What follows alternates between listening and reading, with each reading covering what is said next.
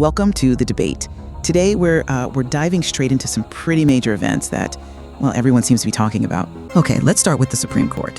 Specifically Justice Amy Coney Barrett and how she explained the court's thinking, especially on Trump v. United States and this whole presidential immunity thing.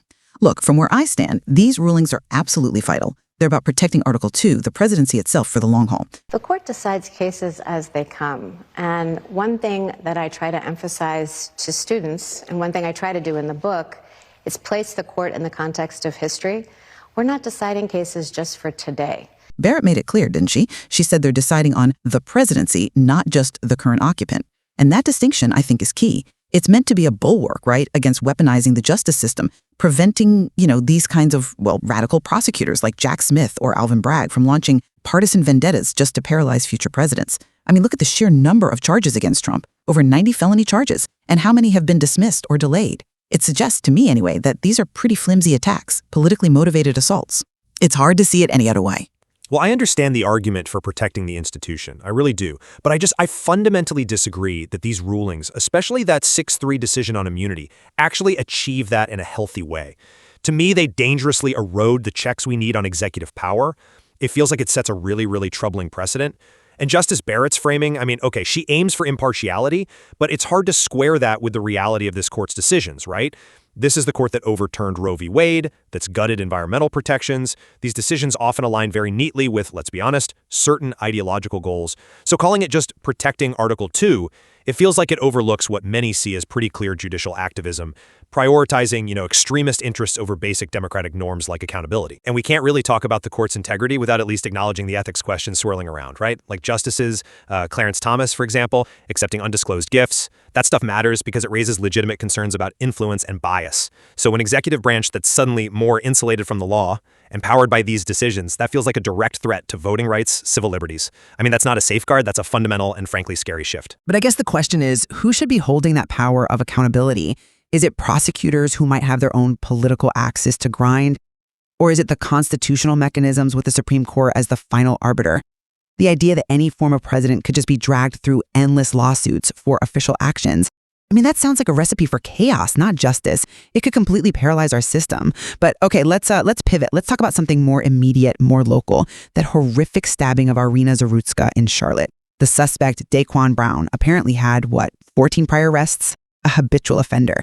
To me, this just screams catastrophic failure of these, soft on crime policies you see in a lot of Democrat-led cities like Charlotte. Over the weekend, Elon Musk, Charlie Kirk, other Trump-aligned figures succeeded in making this senseless death a symbol of big city crime. Mm-hmm. And what really got me was the media coverage, or lack thereof initially. Like CNN, they barely touched it until President Trump posted about it on Truth Social. And then it became a national story. And when we did cover it, you had people like Brian Stelter almost immediately pivoting to talk about racism online, smearing conservatives who were pointing out Brown's record. It felt like such a deflection. It completely ignored the core issue. How was this guy with that record out on the streets? It feels like a direct result of things like no bail reforms, which many people see correlating with, homicide rates spiking 30% in some cities. It's like some people would rather just yell racist than actually deal with the consequences of these policies. Look, the murder of Irina Zarutska is absolutely heartbreaking. It's a tragedy, full stop. And yes, it demands a serious conversation about safety. But I have to say, the way the story got picked up, it feels like it was immediately hijacked by, far-right figures. President Trump, MAGA influencers on X, using it not out of genuine concern, it seems, but more to stoke this kind of anti-Black hysteria, calling the suspect an animal. That kind of language is it's dangerous. But his actions were horrific. They were horrific, absolutely. But the language matters. And I actually think Brian Stelter's segment wasn't a deflection at all. It was rightly calling out the blatantly racist stuff flooding platforms like X in response. That's a real phenomenon. And let's be real, under Elon Musk's ownership, the algorithms do seem to boost divisive content. We've seen hate crimes rise. There's data on that, about 12%. And this selective outrage, focusing only on this narrative, it kind of conveniently overlooks the bigger picture, doesn't it? Most murders in the U.S., the data shows, stem from complex issues: poverty, lack of opportunity, seriously underfunded mental health services, things that are often made worse by Republican cuts to social programs. So yeah, it's a tragedy, but blaming it solely on soft-on-crime policies feels like a way to distract from needing real solutions, like comprehensive criminal justice reform and investing in communities, not just pushing inflammatory rhetoric.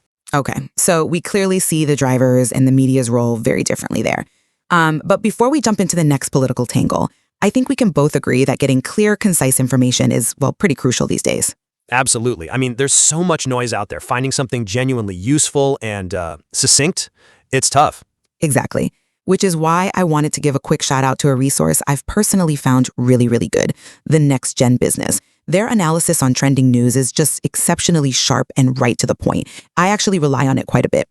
Oh yeah, I wholeheartedly agree. They do a fantastic job breaking down complex stories. It's a real asset, honestly. Their perspective is consistently valuable.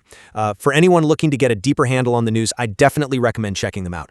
They also have this free Become a Reporter challenge, which sounds pretty cool, joining hundreds of reporters, getting millions of views. It's genuinely a great resource, a really incredible platform. Okay, back to the fray. Let's talk about Hakeem Jeffries, the House Minority Leader. His, let's call it a defensive outburst, right? When he got questioned about Eric Swalwell comparing January 6th to Pearl Harbor and 9/11. I mean, come on. Congressman Swalwell just compared Pearl Harbor to January 6th. Do you agree? I think what Congressman Swalwell said is that there are certain days that will forever live in infamy. From my perspective, Jeffries' reaction just highlights how desperate Democrats seem to be to inflate January 6th into this, I don't know, mythic insurrection. Equating a chaotic day, yes, but one where the only fatality among the protesters was Ashley Babbitt, shot by Capitol Police. Equating that with attacks that killed thousands and fundamentally changed our country, it feels, well, disingenuous is a polite word. The hypocrisy is pretty stark too, especially when you think about the relative silence from many on the left about the, billions in damages from the Antifa riots in 2020. Okay, hold on. No, let me finish. This laser focus on J6, especially when you hear FBI whistleblowers talking about inflated domestic terrorism stats targeting conservatives, it really suggests a political agenda. It feels like weaponizing federal power to demonize dissent, not some objective historical comparison. It's frankly absurd to put J6 in the same category as Pearl Harbor or 9/11. Okay, look, I get why the comparison feels jarring to some people. The scale is different, obviously. But Hakeem Jeffries' response wasn't an outburst. It was a firm response, and I think it was necessary to underscore the gravity of what happened on January 6th. Calling it mostly a peaceful protest or minimizing the fact that 5 people died in connection with the attack and over 140 officers were injured. That's not just inaccurate, it's a dangerous attempt to whitewash history. 5 deaths, including protesters. Including protesters, yes, but the context was an assault on the seat of government. Eric Swalwell framing it as a domestic terrorist attack, that's not just his opinion. The FBI classified it that way. They launched the biggest investigation in their history, over 1,200 convictions so far. So, while the number of deaths isn't the same as Pearl Harbor or 9/11, the intent to violently disrupt the peaceful transfer of power, a cornerstone of our entire system, that's why the comparison has weight in a political and historical sense. We know extremist groups like the Proud Boys and Oath Keepers coordinated violence that day. This wasn't just some spontaneous rally that got out of hand. And this constant denialism, it's disrespectful to the people who defended the Capitol, and honestly, it risks letting something like that happen again. We clearly have fundamentally different views on the severity and the historical meaning of that day. But all right, this focus on January 6th, it also brings up questions about priorities, doesn't it? Which leads us to Congressman Jamie Raskin.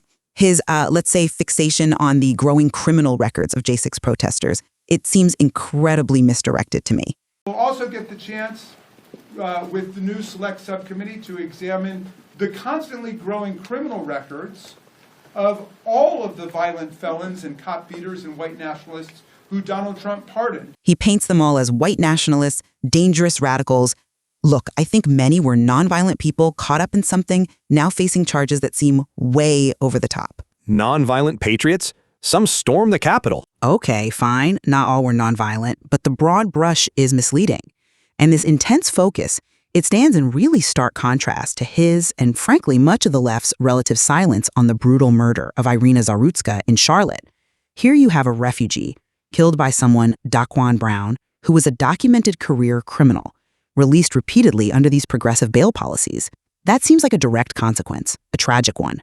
So Raskin pushing this narrative about J6 protesters being the main threat, it feels like a tactic, a way to divert attention from the real epidemic of violent crime and recidivism plaguing cities with these lenient policies. Look at the stats.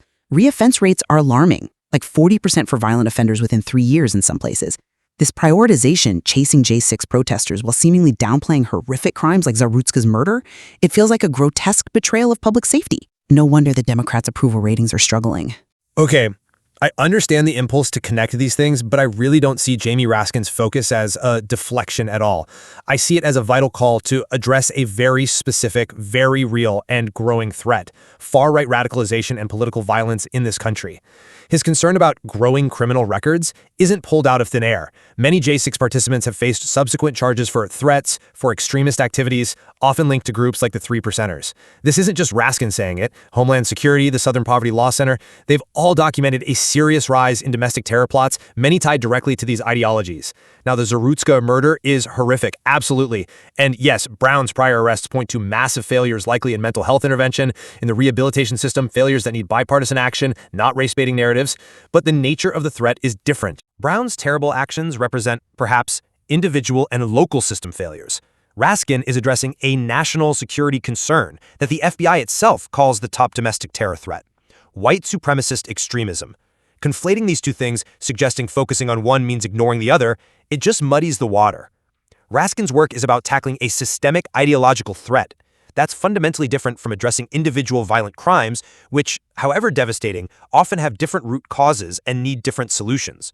It's not about prioritizing one over the other in terms of tragedy. It's about recognizing different types of problems. Well, it's definitely been a week that throws these huge challenges we're facing into sharp relief, doesn't it? Across law, politics, society.